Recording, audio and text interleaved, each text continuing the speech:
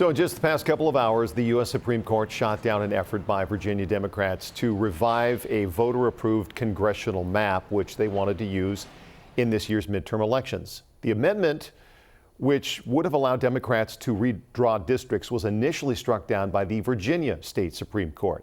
This comes as redistricting battles are heating up again all across the country. Republican-led legislatures in states like Texas, Florida, North Carolina, Ohio, and Tennessee have repeatedly drawn congressional maps that Democrats and voting rights groups argue are aggressively partisan.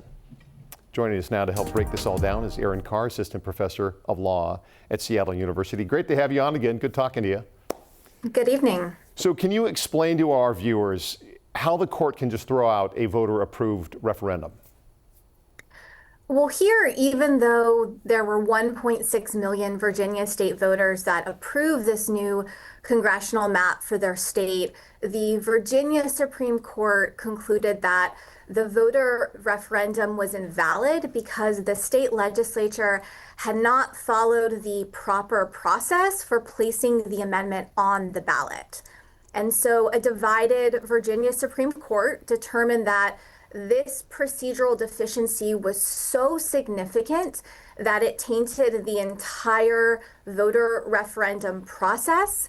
And for that reason, they overturned the referendum results and have prevented the state from relying on this new electoral map for this year's midterm elections. So with that decision made, striking down this amendment in Virginia, does it suggest to you that the courts are becoming more willing to scrutinize how these maps are passed? And should Republican lawmakers in the states that I just mentioned a moment ago, should they be concerned?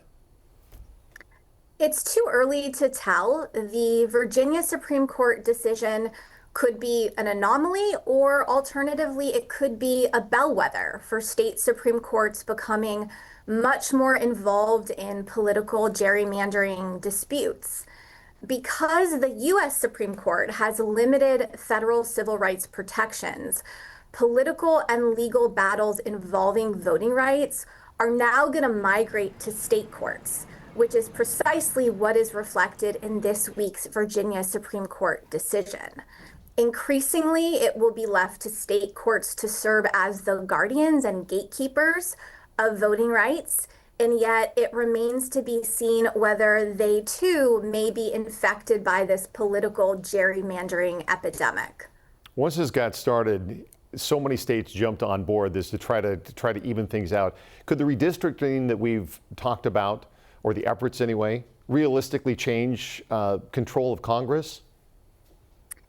I mean, arguably, state legislators across the country would not be pursuing these highly unusual, frenzied 11-hour gerrymandering tactics if they weren't persuaded that it could produce favorable electoral results for them in November.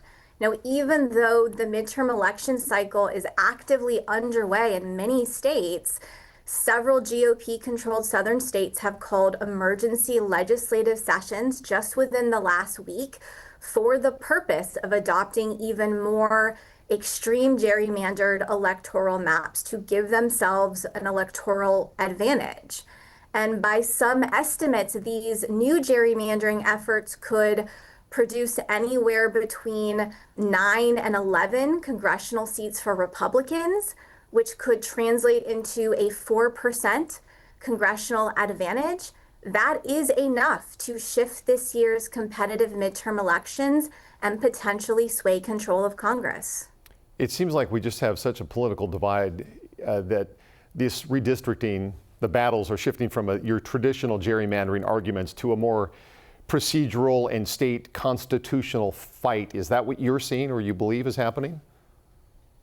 Well, because of several recent controversial Supreme Court decisions, there are few remaining anti-discrimination protections or federal constitutional constraints to prevent state legislatures from both parties from rewriting election rules so that they can retain political power. And precisely because there is so much at stake, these intensifying redistricting battles will be litigated, and that litigation will now have to take place in state courts relying on state laws and leveraging substantive and procedural arguments. So at the risk of oversimplifying this, gerrymandering probably is not going to go anywhere anytime soon, but you are going to have probably more court oversight in the future. That would be my assessment. Okay. I guess we'll keep talking about it then. Erin Carr with Seattle University, thanks so much for coming on tonight. Thank you. Take care.